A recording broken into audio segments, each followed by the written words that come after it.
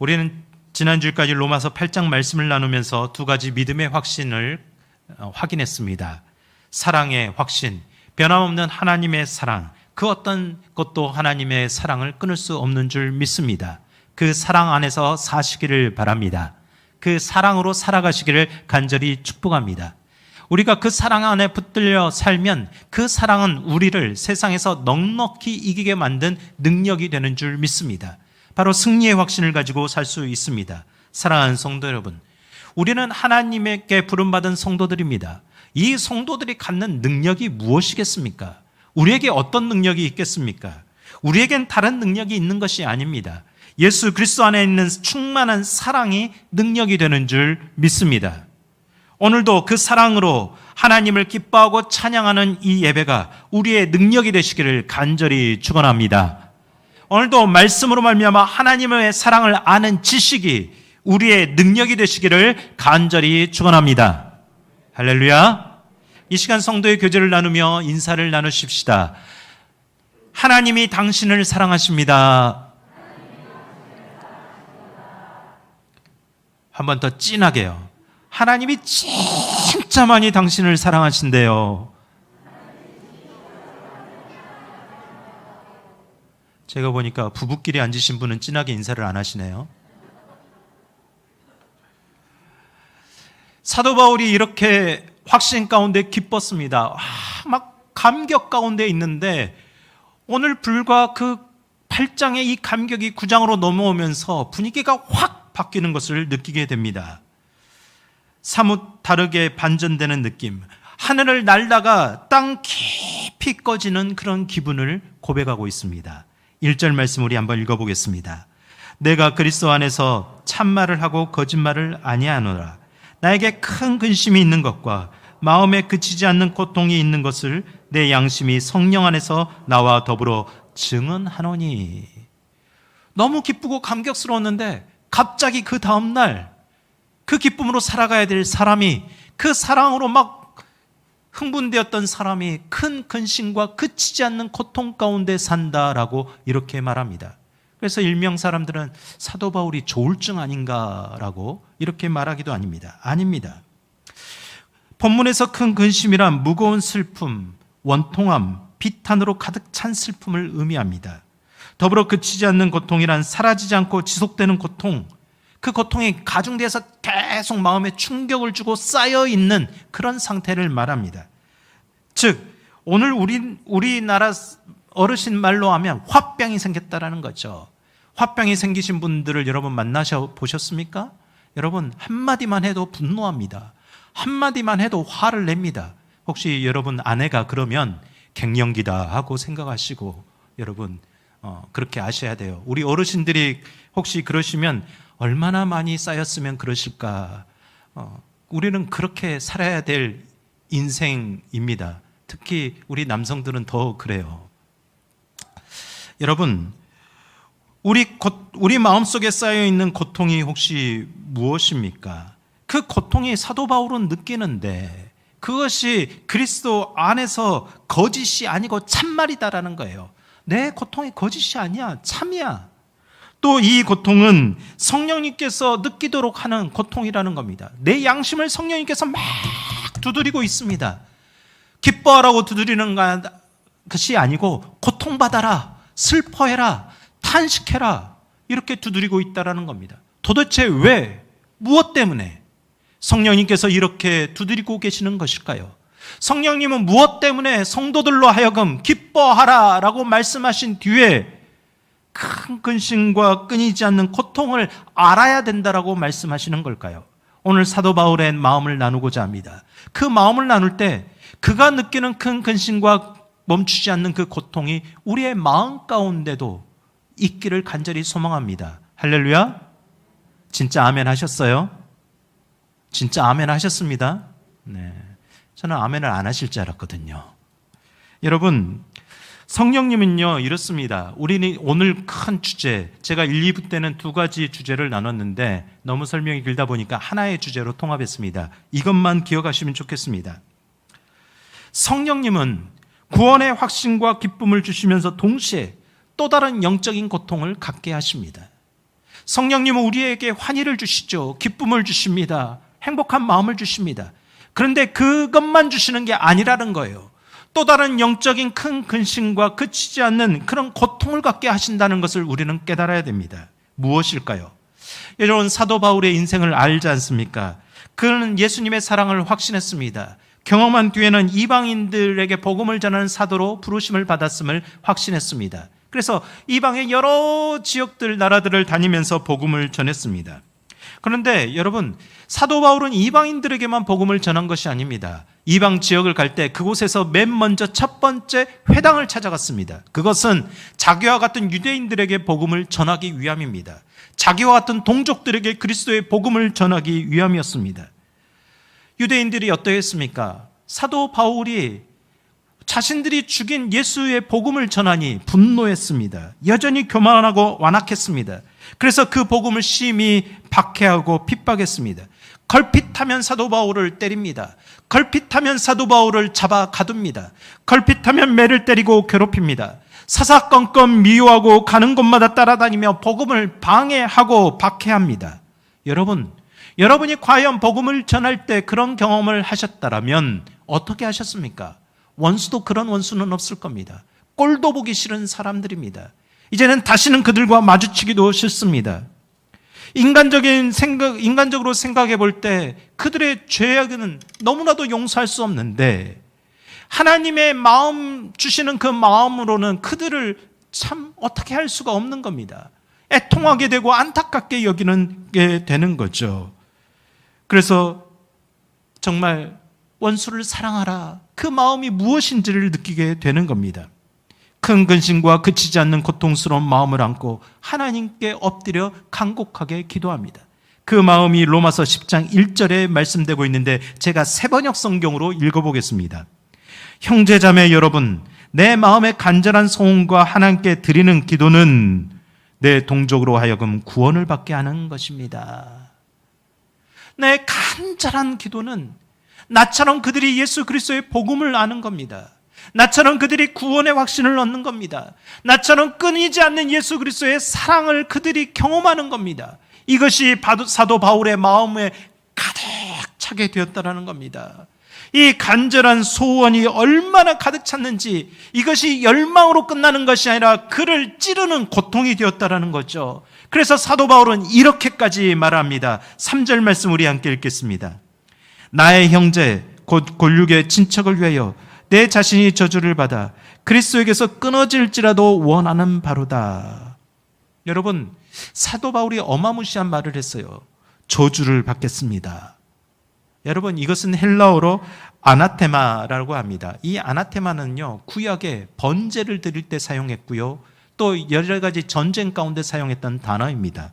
그것은 하나도 남김없이 완전히 불태워 없어지게 하겠다라는 뜻이에요. 하나도 남김없이 사라지게 하겠다라는 뜻입니다. 그러면 사도 바울의 마음은 어떤 겁니까? 자신이 불타서 완전히 사라져도 좋사오니, 자신을 그렇게 기꺼이 드리겠사오니, 자신을 그렇게 사라지는 한이 있더라도, 자신이 죄의 값을 그렇게 대신 치르는 한이 있더라도 우리 골육, 우리 형제, 우리 자매, 내 가족, 내 자녀, 그리스도를 알지 못하는 많은 사람들 주님 구원하여 주옵소서, 이렇게 기도하고 있는 겁니다. 구원 받을 때 대가가 필요합니까, 주님? 그럼 그 대가를 다른 사람이 아닌 제가 치르겠습니다. 이런 마음이 여러분 이해가 되십니까?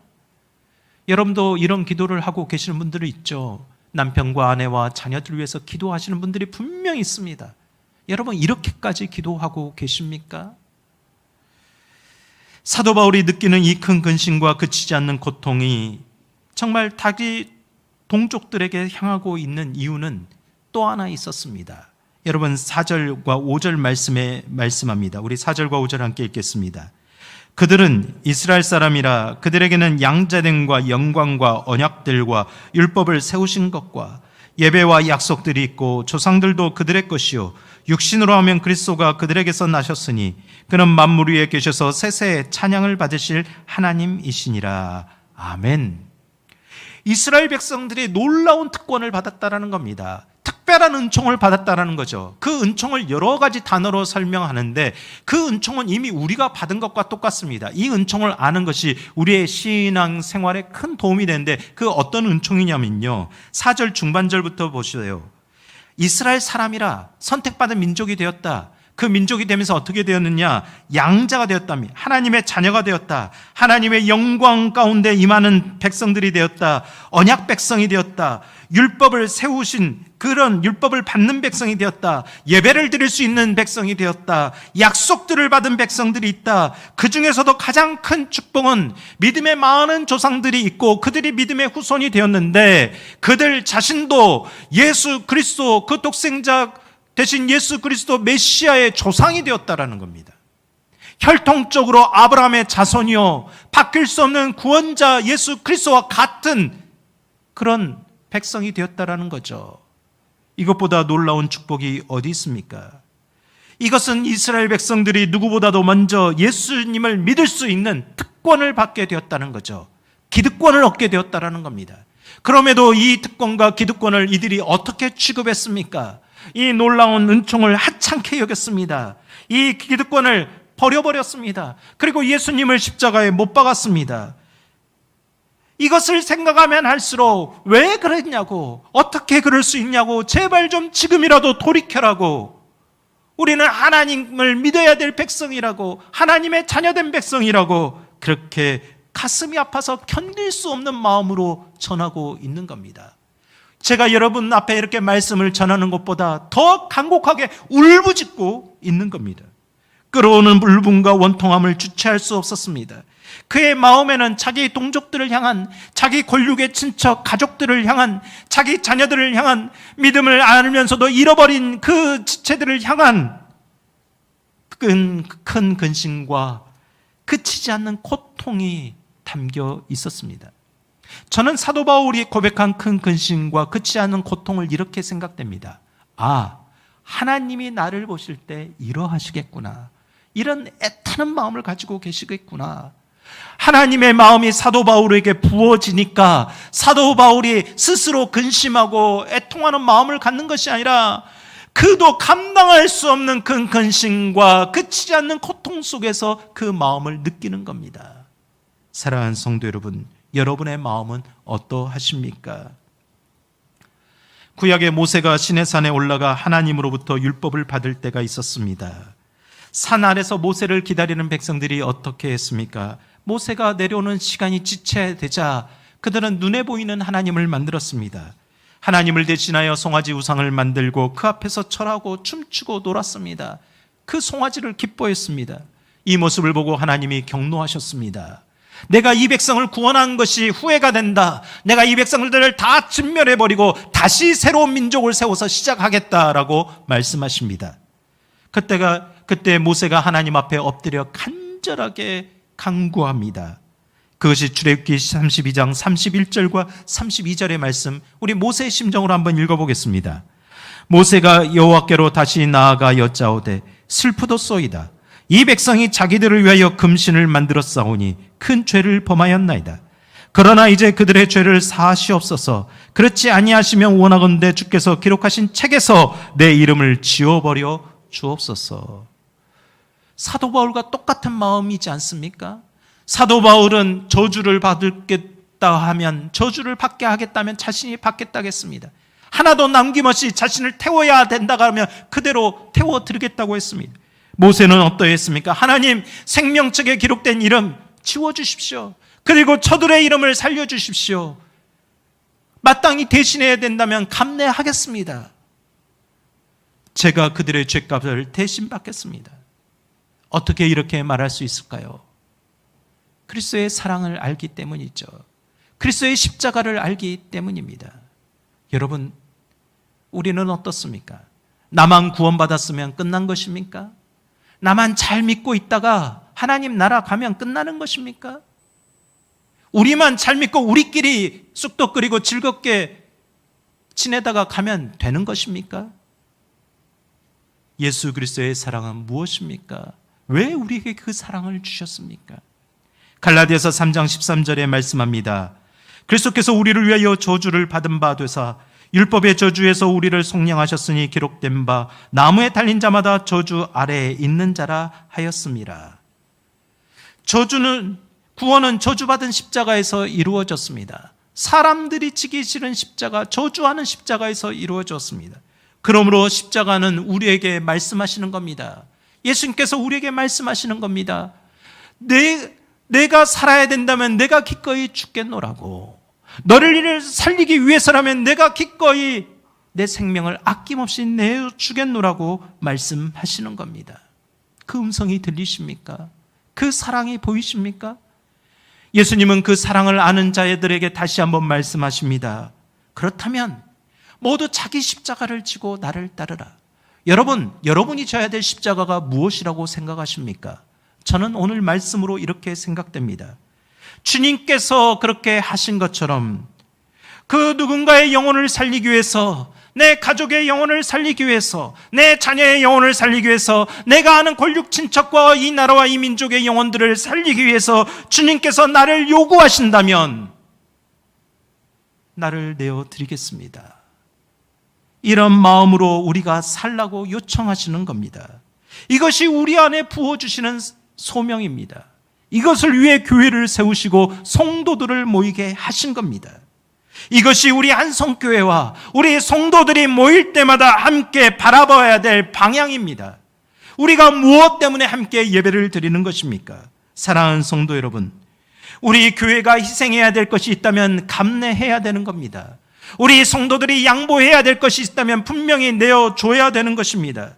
내 것이라고 아끼고 주장하는 것이 있을지라도 이것이 내가 어떻게 세운 것인데, 이것을 내가 어떻게 모아놓은 것인데, 내가 이것을 어떻게 지켜온 것인데, 그럼에도 주님께서 사용하고자 하신다면 주님 기꺼이 내어드리겠습니다. 한 영혼이라도 부르신다면, 이것을 위해 한 영혼이라도 구원받을 수 있게 하신다면 기꺼이 내어드리겠습니다. 이런 마음이 우리 안에 있기를 간절히 축복합니다. 사랑하는 성도 여러분, 사도 바울처럼 모세처럼 생명처럼 아끼는 것이라도 기꺼이 감내하시기를 소망하십니까? 네, 아멘이 작을 줄 알았습니다. 쉽지 않잖아요. 쉬운 것은 없습니다.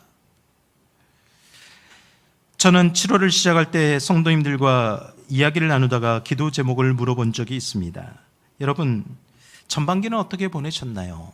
모든 것이 하나님의 은혜였습니다. 돌아본 순간순간 감사할 일들이 참 많았습니다.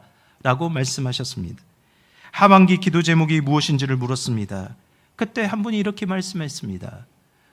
계속되는 그 기도, 중단할 수 없는 그 기도, 큰 근심과 끊임없는 고통을 가지고 기도합니다. 사랑한 자녀들이 주님께 돌아오기를 기도합니다. 하나님의 복음 앞에 돌아오기를 원합니다. 여러분, 그 말을 들으면서 저는 이분의 심정 가운데 사도 바울의 심정이 있는구나, 모세의 심정이 있는구나, 그 마음을 느끼게 되었습니다. 어느 신학자가 이 심정을 이렇게 표현했습니다. 그리스도의 대속적 사랑의 불길에서 나온 불꽃과 같다. 그리스도의 큰 불길이 나를 사랑하여 주셨습니다. 그 불꽃을 우리에게 전해주셨습니다. 너도 이 불꽃을 가지고 살아가라. 세상의 빛과 소금이 되라. 사랑하는 성도 여러분, 예수 그리스도의 사랑의 불길을 경험하셨습니까? 그 사랑을 아십니까? 그렇다면 그 불길이 내 마음속에 아직도 그 불꽃으로 남아 있습니까? 아니면 다 꺼져버리고 타담하는 재만 되어서 그렇게 남아 있습니까? 여러분, 우리가 성령께서 우리의 마음을 두드리고 계십니다. 그 두드림 앞에 우리가 기도해야 될 것이 무엇입니까? 마땅히 구원받아야 될 백성이 있다면, 마땅히 잃어버린 백성들이 있다면, 믿음에서 떠난 이들이 있다면 사랑의 눈물을 쏟아놓고 사랑의 불꽃이 타오르도록 주님, 그들을 향해서 기도하게 하옵소서. 주님, 애타는 심정으로 사도 바울 같은 큰 고통과 근심을 가지고 기도하게 하옵소서라고 우리는 간절히 소망해야 될 줄 믿습니다. 여러분, 여러분에게도 큰 근심이 있으시죠? 걱정들이 많으시죠?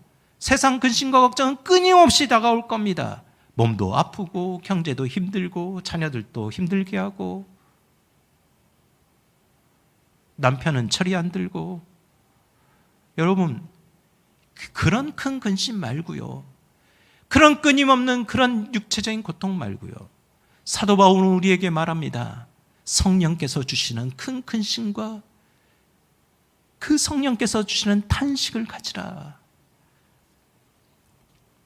에레미야 선지자가 타락한 백성들에게 하나님의 말씀을 전했습니다. 말씀을 들은 백성들이 어떻게 했습니까? 회개하지 않았습니다. 오히려 말씀을 전하는 에레미야 선지자를 붙잡고 심하게 괴롭혔습니다. 그 심정에 대해서 에레미야 20장 2절과 8절에서 이렇게 말씀합니다. 이에 바스울이 선지자 에레미야를 때리고 여호와의 성전에 있는 베냐민 문 위층에 목에 씌우는 나무 고랑으로 채워두었더니, 족쇄를 채워줬다는 거죠. 8절입니다. 내가 말할 때마다 외치며 파멸과 멸망을 선포함으로 여호와의 말씀으로 말미암아 내가 종일토록 치욕과 모욕거리가 됨이니이다. 하나님이 말씀하신 대로 전했는데 그 대가가 이것입니까? 하나님 말씀하라고 했잖아요.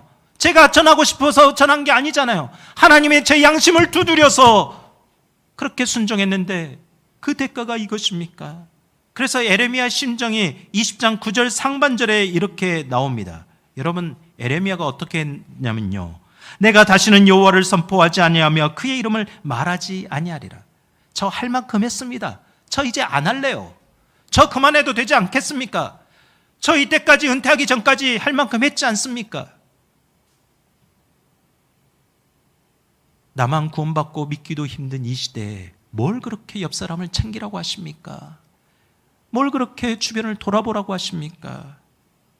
제가 기도한들 그 사람이 구원받겠습니까? 제가 외친들 그 사람이 변화되겠습니까? 여러분, 하나님은 잿더미가 된 에레미야의 심장을 다시 두드렸습니다. 그의 영적인 양심을 깨웠습니다. 그래서 에레미야 20장 9절을 다 읽어야 됩니다.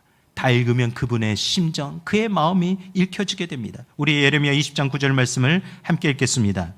내가 다시는 여호와를 선포하지 아니하며 그의 이름으로 말하지 아니하리라 하면 나의 마음이 불붙는 것 같아서 골수에 사무치니 답답하여 견딜 수 없나이다. 에레미야는 외치기 싫었지만 성령께서 그의 양심에 불을 지피십니다. 불꽃이 살아나게 하셨습니다. 숯덩이가 되어 있는데 바람을 불어서 불길을 일으키십니다. 그래서 기도하게 하시고 전하게 하셨습니다. 사랑하는 성도 여러분, 저와 여러분이 이런 심령이 되기를 간절히 소망합니다. 말씀을 묵상하면서 하나님께서 꼭 저에게 이렇게 말씀하시는 것 같았습니다. 남 목사야, 너 구원의 확신이 있니? 예, 있습니다. 제가 있으니까 말씀을 전하죠. 그렇다면 너 구원받는 것이 정말 기쁘고 감사하니? 네, 기쁘고 감사합니다. 그렇다면 아직도 구원받지 못한 내 골육 친척을 위해서, 내 이웃을 위해서, 이 민족을 위해서 큰 근심과 그치 않는 고통을 느끼고 있니? 이 질문에 쉽게 대답할 수 없었습니다. 하나님, 솔직히 말하면 고통이 좀 있기는 있습니다. 그러나 그것은 가끔일 뿐입니다. 매일 그렇진 않습니다. 매일 어떻게 그 고통을 가지고 살겠습니까? 할아버지 할머니부터 믿음의 유산을 물려받았지만 우리의 다음의 자녀들이 믿음을 잃어버리는 우리 조카들이 너무 많지만 그들을 위해서 날마다 눈물을 흘리며 기도하지 못하는 게 솔직한 심정입니다. 생각날 때 주님 제발 좀 그 믿음을 회복해 달라고 기도할 뿐입니다. 오늘 우리 교회와 우리 성도들에게 하나님은 똑같이 질문하고 있습니다. 사랑하는 성도들이여, 구원의 확신이 있습니까? 사랑하는 성도들이여, 구원받은 사실 때문에 기뻐하고 감사하고 있습니까? 사랑하는 성도들이여, 그렇다면 내 안에 아직 구원받지 못한 그 골육 친척으로 인해서, 그 주변 사람들로 인해서, 아직도 주님을 따르지 못한 수많은 사람들로 인해서 큰 근심과 끊이지 않는 고통으로 하나님께 기도하고 있습니까? 우리는 어떻습니까? 우리 교회는 어떻습니까? 불길이 남아 있습니까? 아니면 다 타고 마는 잿더미가 되어서 살아날 소망이 보이지 않습니까? 나만 구원받고 끝나면 되는 것입니까? 우리끼리만 하고 끝나면 되는 것입니까? 그걸 위해서 하나님께서 교회를 세우신 것입니까? 이신전심이란 말이 있죠. 내가 다른 사람을 사랑하면 그 사람은 분명히 그 마음을 알 수 있습니다. 금방 느끼게 되는 거죠. 반면에 미워하는 감정도 금방 느끼게 되는 것이 사람입니다. 여러분, 한 영혼을 구원하는 것이 얼마나 어렵습니까? 한 사람을 전도한다는 것이 얼마나 힘이 듭니까? 시간 쓰고 돈 쓰고 정성 들여서 그렇게 복음을 전했는데, 교회를 데려오고 교회에서 신앙생활을 하게 했는데 툭 던지는 말 한마디 때문에 상처를 입게 합니다. 지나가는 말 한마디로 아무 생각 없이 내뱉습니다.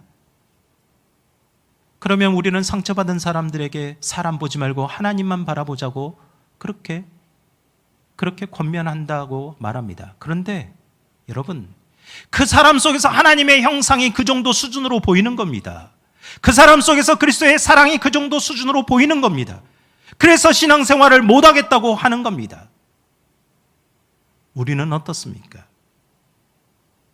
부지 중이라도 우리가 실족해 해서 그 사람이 믿음을 떠났다면, 그 사람이 실망했다면 저를 포함해서 여러분도 그 책임을 면할 수 없습니다. 연자맷돌을 메고 날마다 물에 빠져야 될 겁니다. 그럼에도 불구하고 이 말이 나와 무슨 상관이 있냐고, 사도 바울의 심정이 오늘 나와 무슨 상관이 있냐고, 나와는 상관없다고, 내 가족들은 다 예수님을 믿는다라고 생각하는 분이 있다면 정말 영적 잿더미가 된 것입니다. 불길이 타오를 기미가 보이질 않는 겁니다. 사랑하는 성도 여러분, 성령께서 우리에게 주시는 감정은 기쁨과 감사와 감격인 줄 믿습니다. 동시에 성령님께서 주시는 은혜는, 그 감정은 영혼들을 향한 큰 근심과 끝이 않은 고통도 동반됨을 여러분 깨달으시길 바랍니다. 만약 나에게 그런 감정이었다면 그것은 가짜 사랑일 수도 있습니다. 확인해 봐야 됩니다.